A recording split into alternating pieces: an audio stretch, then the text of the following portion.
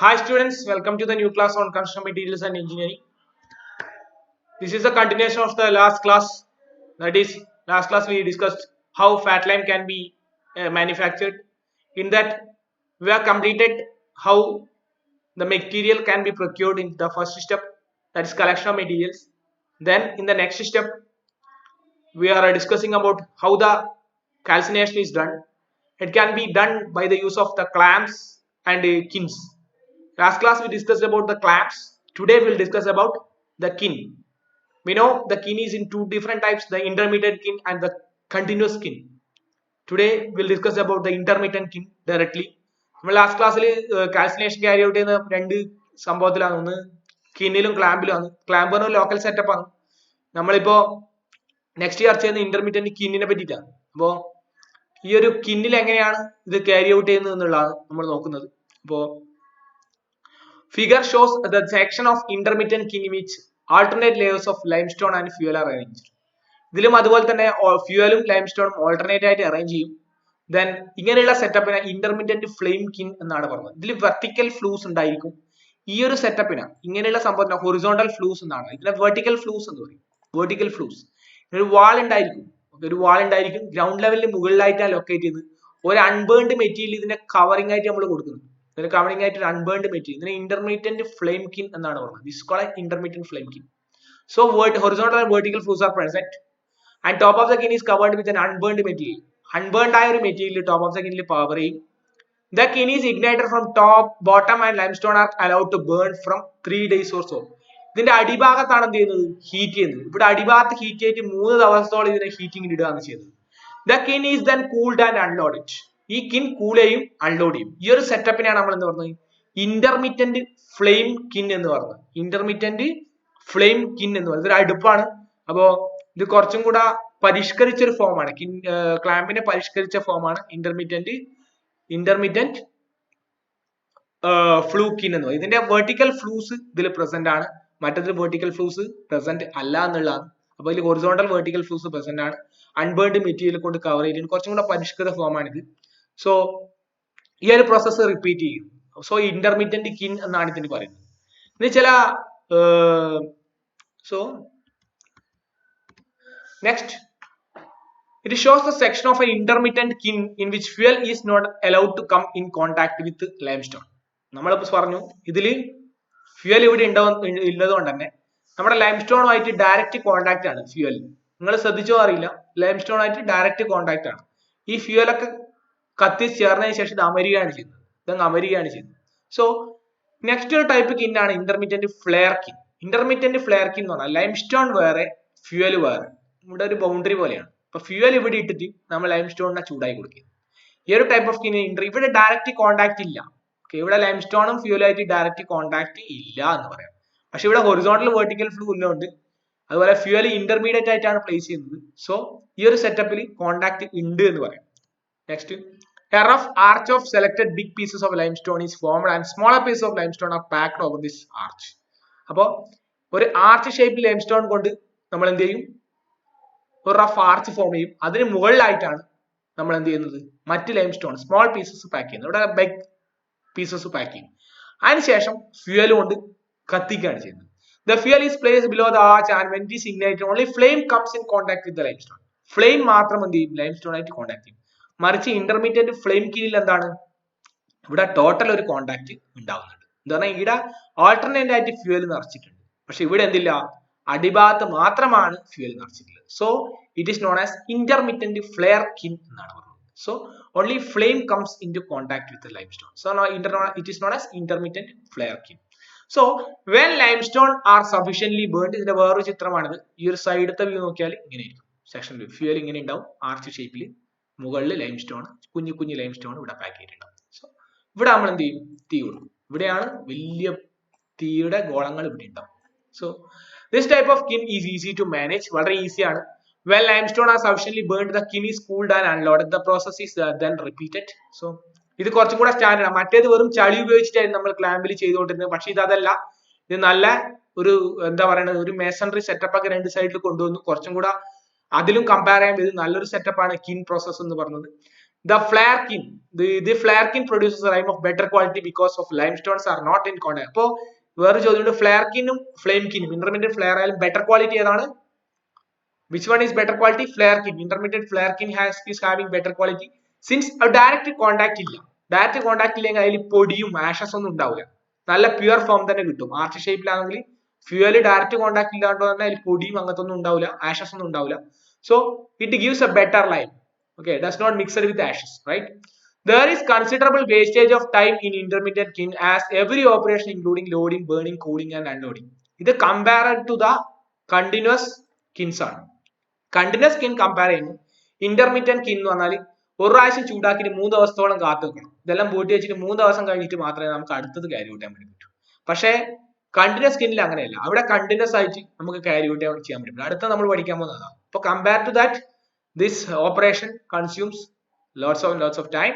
The supply of lime is also continuously guaranteed. Supply of lime continuously guaranteed ആണ് ഏതില് മറ്റതില് continuous kilns.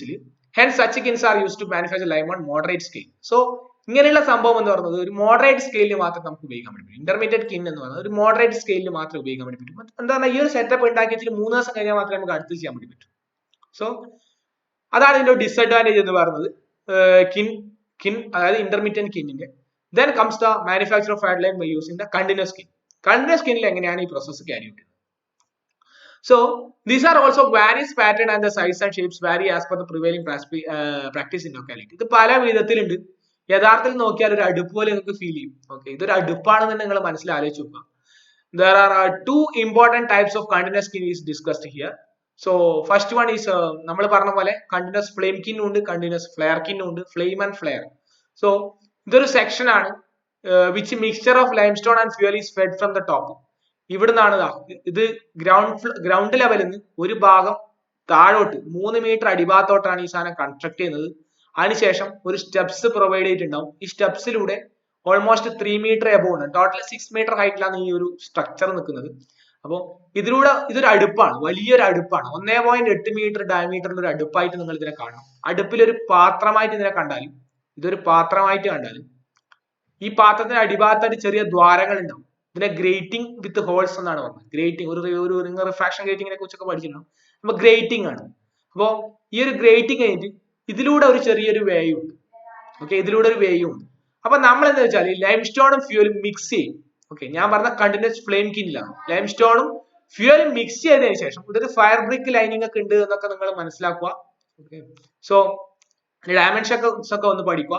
1.8 ആണ് ഇവിടെ. പിന്നെ bottom diameter 1.4, ഇതിന്റെ diameter 1.4 ആണ്. ഈ പോയിന്റ് തൊട്ട് ഈ പോയിന്റ് വരെ 1.4 വരും. So diameter at ground level 2.3 ആണ്. ഈ ഒരു ഡയമീറ്റർ ഓൾമോസ്റ്റ് 2.3 വരെ വരും. ഗ്രൗണ്ട് ലെവൽ 2.3 വരും. അപ്പൊ ഈ ഡയമെൻഷൻസ് ഈ ചിത്രം ഏകദേശം മനസ്സിലാക്കി പോകുക. Capacity 4 metre cube per day ആണ്. ഇപ്പോ ഫയർ ബ്രിക്ക് ലൈനിങ് ഉണ്ട്, അത്തരത്തിലുള്ള കാര്യങ്ങൾ. പിന്നെ ബ്രിക്ക് വാൾ പുറത്തുണ്ട്. ഇത് വളരെ കുറച്ചും കൂടെ നല്ലൊരു സെറ്റപ്പ് ആയിട്ടാണ് നമുക്ക് ഫീൽ ചെയ്യുന്നത്. സോ ഇതിൽ mixture of lime stone fuel mix ചെയ്യുക, എന്ത് ചെയ്യുക, മിക്സ് ചെയ്തിട്ട് എന്ത് ചെയ്യുക, ഹീറ്റ് ചെയ്യുക. അങ്ങനെയാണ് ഇത്. മിക്സ് ചെയ്യുക, എന്നിട്ട് ഒരു ഹീറ്റിംഗ് കൊടുക്കുകയാണ്. The section of continuous mixture limestone and fuel is fed from the top. Such a kiln is known as continuous flame kiln എന്നാണ് പറഞ്ഞത്. ഇവിടെ ഹീറ്റ് ചെയ്ത് ഇതിന്റെ ഉള്ളിൽ എന്ത് ചെയ്യും, നല്ല ഫയർ ബ്രിക്ക് ഉണ്ടായതുകൊണ്ട് ഹീറ്റ് അതിന്റെ ഉള്ളിൽ തന്നെ കണ്ടെയ്ൻ ചെയ്യും. സോ ഹീറ്റ് ചെയ്ത് ആ ഒരു ഹീറ്റ് ചെയ്തിട്ട് എന്ത് ചെയ്യുക, ഹീറ്റ് ചെയ്യുന്തോറും നമ്മൾ ഇവിടെ ലോഡ് ചെയ്ത് കൊടുക്കുക പുതിയ ലൈംസ്റ്റോണും ഫ്യൂലും. അതിനുശേഷം ലൈംസ്റ്റോൺ ലൈമായിട്ട് കൺവേർട്ട് ചെയ്താൽ ഈ ഗ്യാപ്പിലൂടെ അത് ലൈമായിട്ട് അടിഭാഗത്തേക്ക് വീഴുന്നതായിട്ട് നമുക്ക് കാണാൻ വേണ്ടി പറ്റും. ഈ വീണ സംഭവത്തിന് ആക്സസ് ഷാഫ്റ്റ് വഴി നമുക്ക് റിമൂവ് ചെയ്യാൻ വേണ്ടി പറ്റും. ആക്സസ് ഷാഫ്റ്റ് വഴി നമുക്ക് എന്ത് ചെയ്യാം, പുറത്തേക്ക് എടുക്കാം. ഇവിടെ നിറയുന്നതനുസരിച്ചിട്ട് പുറത്തോട്ട് കൊണ്ടുപോവുക, അതിനനുസരിച്ചിട്ട് ഇങ്ങോട്ട് ഇട്ട് കൊടുക്കുക, ഇതിലൂടെ റിമൂവ് ചെയ്യുക. ഇങ്ങനെ ഈ പ്രോസസ് കണ്ടിന്യൂസ് ആയിട്ട് പോവുകയാണ്. Continuous process, it's a continuous process. Okay, so it is a continuous flame kiln. It is known as continuous flame kiln എന്നാണ് ഇതിന് പറഞ്ഞത്. ചെറിയൊരു വ്യത്യാസത്തോടെ അതേ സാധനം തന്നെ, സെയിം ചിത്രമാണ്. അപ്പോ കണ്ടിന്യൂസ് ഫ്ലെയർ കിൻ എന്ന് പറഞ്ഞാൽ ചെറിയ വ്യത്യാസം അടുത്ത സ്ലൈഡിലാണ്. നെക്സ്റ്റ് 2 സ്ലൈഡ് കഴിഞ്ഞിട്ടാണ്. ഇപ്പോൾ കണ്ടിന്യൂസ് ഫ്ലെയിം കിന്റെ ഞാൻ പറഞ്ഞ പോലെ 1.8, 2.3, 1.4 ഡയമീറ്റർ ഉണ്ട്. Widening of the middle portion is done to accommodate hot gases for combustion. Hot gases കമ്പഷന് വേണ്ടിയിട്ടാണ് ഇവിടെ ഒരു വൈഡനിങ്. മോർ ഗ്യാസ് കിട്ടിയാലും മോർ ഓക്സിജൻ കിട്ടിയാലും പെട്ടെന്ന് നമുക്ക് ഇഗ്നൈറ്റ് ചെയ്യാൻ വേണ്ടി പറ്റും. So bottom is covered with grating with holes. Grating with hole, ഈ ഗ്യാപ്പിലെ കൂടെ അരിപ്പ പോലെയാണ്, ഇതിലൂടെ ലൈം താഴോട്ട് വീഴുന്നു. After burning the lime is collected at the bottom and removed through access shaft. The kin is partly under the ground and partly above the ground. A loading platform is provided at the top. ഇതാണ് load ചെയ്യാൻ വേണ്ടിയിട്ട് ഒരു platform ഇവിടെ provide ചെയ്തിട്ടുണ്ട് എന്നുള്ളത്. ഇതൊക്കെ ഞാൻ പറഞ്ഞു കഴിഞ്ഞു. എന്നാൽ നിങ്ങൾ വായിച്ചു നോക്കുക. നോട്ട്സ് പോലെ തന്നെയാണ് ഞാൻ സ്ലൈഡ് പ്രിപ്പയർ ചെയ്തിട്ടുള്ളത്. So the inside surface of the kiln is covered with fire brick lining. നമുക്കറിയാം ഫയർ ബ്രിക്ക് ലൈനിങ് ഉണ്ട്, ഞാൻ പറഞ്ഞു. To facilitate the fall of calcium the grating may be raked or cleaned through the rake hole. ഇവിടെ rake hole എന്ന് പറഞ്ഞൊരു സംഭവം ഉണ്ട്. അപ്പൊ ഇവിടെ എന്തെങ്കിലും ഒബ്സ്ട്രക്ഷൻ ഉണ്ടെങ്കിൽ നമുക്ക് ഇതിലൂടെ ക്ലീൻ ചെയ്യാൻ വേണ്ടി പറ്റും. ഈ റാക്ക് ഹോൾ ക്ലീൻ ചെയ്യാൻ വേണ്ടി പറ്റും. ഓക്കെ, അതാണ് പറഞ്ഞത്. To facilitate the fall of calcium particles, ഈ റാക്ക് ഹോൾ എന്ന് പറഞ്ഞ ഈ ഹോളിലേക്ക് നമുക്ക് അത് ക്ലീൻ ചെയ്യാൻ വേണ്ടി പറ്റും എന്നുള്ളതാണ്. As the level of material in kiln falls the required quantity mixture of limestone and fuel is fed from the top. ഇത് കഴിയുന്തോറും ഇവിടുന്ന് മിക്സ്ചർ ഇട്ട് കൊടുത്തുകൊണ്ടിരിക്കും, ഇതിലൂടെ പുറത്തോട്ടും വരും. A roof may be projected at the top to protect the kiln. ഒരു roof വേണമെങ്കിൽ നമുക്ക് എന്ത് ചെയ്യാം, ഇതുപോലെ റൂഫ് ഇവിടെയും പ്രൊട്ടക്ട് ചെയ്യാം എന്നാണ്. അവിടെ വേണമെങ്കിൽ നമുക്ക് കൊടുക്കാം. Next comes continuous flare kiln. നമുക്കറിയാം ഫ്ലെയിമും ഫ്ലെയറും തമ്മിൽ വ്യത്യാസം. ഫ്ലെയിം എന്ന് പറഞ്ഞാൽ മിക്സ്ചറിൽ ഹീറ്റ് ചെയ്യുന്നതാണ്. ഫ്ലെയർ എന്ന് പറഞ്ഞാൽ അതിൽ ഡയറക്റ്റ് കോണ്ടാക്ട് ഇല്ല, ലൈം സ്റ്റോണും ഫ്യൂലും ഡയറക്റ്റ് കോണ്ടാക്ട് ഇല്ല. സോ ഇത് രണ്ട് തട്ടായിട്ടാണ് ചെയ്യുന്നത്. ലൈം സ്റ്റോൺ എന്ന് പറയുന്നത് രണ്ട് തട്ടായിട്ടാണ്. സോ അപ്പർ ആൻഡ് ലോവർ തട്ട്, ഒരു മുകളിലെ തട്ടുണ്ടാവും, ഒരു താഴെ ഒരു തട്ടുണ്ടാവും. എക്സാക്ട്ലി സെയിം തന്നെ, ചെറിയ വ്യത്യാസം ഇല്ലു. നമ്മുടെ എങ്ങനെയാണ് നമ്മുടെ വീട്ടിലെ ഗ്യാസ് കുറ്റിയൊക്കെ വർക്ക് ചെയ്യുന്നത്, ആ ഒരു ടൈപ്പിലാണ് ഇത് വർക്ക് ചെയ്യുന്നത്. അപ്പോൾ the upper section serves as the storage of lime stone. Upper section ആണ് ഇത്, ലൈം സ്റ്റോൺ സ്റ്റോർ ചെയ്യുന്ന ഒരു സെക്ഷൻ ആണ്. ലോവർ പോർഷൻ എന്ന് പറഞ്ഞാൽ ഫയർ ബ്രിക്ക് ലൈനിങ് ഉണ്ടാവും. ഫയർ ബ്രിക്കിന്റെ ലൈനിങ് ഉണ്ട്. ഇവിടെയാണ് പ്രോസസ്സ് നടക്കുന്നത്. ഇത് കഴിയും തോറും ഈ ഗ്യാപ്പിലൂടെ താഴോട്ട് സാധനം വരികയാണ് ചെയ്യുന്നത്. So while starting the kiln a small quantity of fuel is mixed with limestone and ignited. ചെറിയൊരു തരത്തിലുള്ള ലൈം സ്റ്റോണും എന്താ പറയുന്നത് ഇഗ്നീഷൻ. നമുക്കറിയാം ബൈക്കിനൊക്കെ ഒരു ഇഗ്നീഷൻ വേണം, തുടക്കത്തിൽ ഒരു തീ വേണ്ടേ. ചെറിയൊരു ക്വാണ്ടിറ്റി ഓഫ് ഫ്യൂൽ ഇട്ടിട്ട് തുടക്കത്തിൽ ഇഗ്നീഷൻ കൊടുക്കും. അതിനുശേഷം ഈ ഒരു പൈപ്പിലൂടെ, ഇതിലൂടെ പൈപ്പ് സെറ്റപ്പ് ആണ്, ഷാഫ്റ്റ് ആണ്. ഈ ഷാഫ്റ്റിലൂടെ ഇത് സെക്ഷൻ കാണിച്ചുകൊണ്ടാണ് ഇവിടുന്ന് ഇങ്ങോട്ടുള്ള ഒരു ഡയറക്ഷൻ കാണിക്കാൻ. ഒരു ഗ്യാസ് പോലുള്ള സംഭവം നമുക്ക് എന്ത് ചെയ്യാം, കൊടുത്താൽ എന്താവും, ഇതിലൂടെ നമ്മൾ എന്ത് ചെയ്യും, മെല്ലെ ഫ്യൂൽ ഇങ്ങോട്ട് കൊടുക്കുകയാണ്. അപ്പോ അവിടെ ഹീറ്റിംഗ് നടക്കുകയാണ്. നമ്മൾ ജസ്റ്റ് ഇഗ്നീഷൻ കൊടുത്തു, പിന്നെ എന്ത് ചെയ്താൽ മതി, ഫ്യൂവൽ രണ്ട് സൈഡിലൂടെയാണ് പ്രൂവ് ചെയ്യുന്നത്. രണ്ട് സൈഡ് ഷാഫ്റ്റിലൂടെ ഫ്യൂവൽ സപ്ലൈ ചെയ്യാൻ ചെയ്യുന്നത്. ഒരു പൈപ്പ് പോലെ രണ്ട് സൈഡിലൂടെ സപ്ലൈ ചെയ്യുന്നു. അങ്ങനെയാണ് ഈ ലോവർ സെക്ഷൻ ഹീറ്റ് ആവുന്നത്. ഹീറ്റ് ചെയ്തിട്ട് ലൈം സ്റ്റോൺ ലൈമായി കൺവേർട്ട് ചെയ്യുന്നു, ഇതിലൂടെ താഴോട്ട് വീഴുന്നു, റിമൂവ് ചെയ്യുന്നു. ഇവിടെ സ്റ്റോറേജ്, അപ്പർ പാർട്ട് സ്റ്റോറേജ് ആണ്. അപ്പോൾ ഈ സ്റ്റോറേജ് ഇത് കഴിയുന്നതനുസരിച്ചിട്ട് ഇയാൾ ഇവിടുന്ന് ഒരു വാൾവ് ഓപ്പൺ ആവും, താഴോട്ട് വീഴും. ഇങ്ങനെയാണ് ഈ പ്രോസസ് കണ്ടിന്യൂസ് ഫ്ലെയർ കിന്നിന്റെ പ്രോസസ് ആണ്. The feeding of limestone is done from the opening at top. Opening എന്നാണ് ഫീഡിംഗ് ഓഫ് ലൈം നടക്കുന്നത്. The removal of calcined material is done through a grating placed at the bottom of the kiln. A roof is provided at the top to protect the kiln. Roof provide ചെയ്തിട്ടുണ്ടാവും. There is considerable saving of time and fuel in the case of continuous kiln, but the initial cost is high. Initial cost കൂടുതലാണെങ്കിലും compared to the intermittent kiln, this is the best thing. That is continuous flame or flare kiln. This can be adopted. ഇത് നല്ലൊരു setup ആണ്. continuous flare kiln ആണ് കുറച്ചും കൂടെ modern ആയിട്ടുള്ളത്. Hence these kilns are adopted to manufacture lime on large scale. Large scale lime manufactureന് ഉപയോഗിക്കുന്നത് ഇത്തരത്തിലുള്ള കിന്നുകളാണ്. ഇത് നമ്മൾ പറഞ്ഞു collection of limestone, calcination. Then comes calcination, നമ്മൾ ക്ലാമ്പിലി, intermediate kiln, continuous കിന്ന്.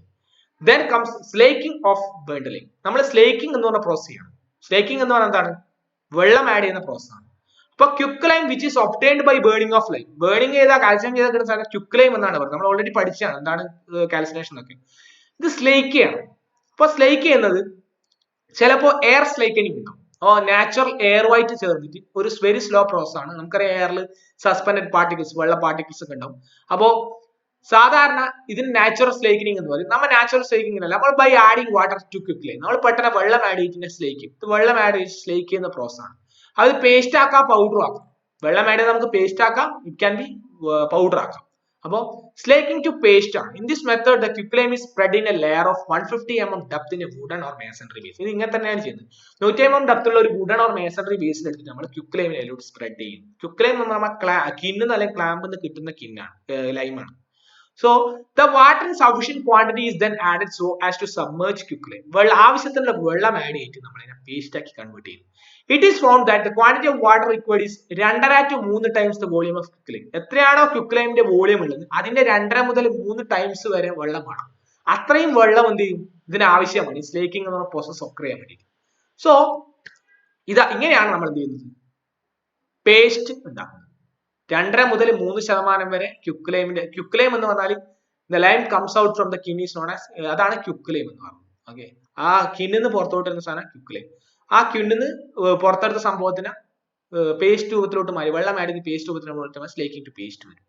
So slaking to പേസ്റ്റിൽ the excess water retard slaking and little water results in unsatisfactory. അപ്പോൾ അതിന് വേണ്ട വെള്ളം കൂടുതലാവാൻ വേണ്ടി പാടില്ല, വെള്ളം ലിറ്റിലും ആവാൻ വേണ്ടി പാടില്ല. അപ്പോൾ അൺസാറ്റിസ്ഫാക്ടറി സ്ലേക്കിംഗ് ഉണ്ടാവുക. The water should be added at a time. It should not be added after the temperature. അതുപോലെ ചൂട് കൂടിയതിനു ശേഷം ഈ സാധനം ആദ്യം ആഡ് ചെയ്യണം. അല്ലാതെ നമുക്കറിയാം എക്സോതെർമിക് റിയാക്ഷൻ ആണ്, അപ്പൊ ടെമ്പറേച്ചർ കൂടിയ ആ സമയത്ത് ആഡ് ചെയ്യാൻ വേണ്ടി പാടില്ല എന്നുള്ളതാണ്. The basin is covered with wooden planks to preserve heat. അപ്പോൾ ഇതിന്റെ ബേസിൻ എന്ന് പറഞ്ഞാൽ വുഡൻ പ്ലാങ്ക്സ് വെച്ചിട്ട് വുഡൻ പ്ലാങ്ക്സ് എന്ന് പറഞ്ഞാൽ മരക്കഷ്ണം വെച്ചിട്ടാണ് ഇതിന്റെ ബേസിൻ സെറ്റ് ചെയ്യുന്നത്. എന്ന് പറഞ്ഞാൽ ഹീറ്റ് പുറത്തോട്ട് പോകാൻ വേണ്ടി പാടില്ല. എന്നാൽ മാത്രമേ എഫക്റ്റീവ് സ്ലേക്കനിങ് നടക്കും വളരെ ഫാസ്റ്റ് ആയിട്ട് എൻറ്റയർ മാസ് നടക്കും. The stirring is not necessary and slaking is complete about 10 minutes. Stirring അതായത് ഇളക്കലൊന്നും ആവശ്യമില്ല യഥാർത്ഥത്തിൽ. ഓക്കെ, is not necessary ആവശ്യമില്ല. ആൻഡ് ഇതിൽ അങ്ങനെ കൊടുത്തിട്ടുണ്ട്. സ്ലേക്കനിങ്ങിൽ യഥാർത്ഥത്തിൽ ആവശ്യമില്ല, വേണമെങ്കിൽ ഓക്കെ.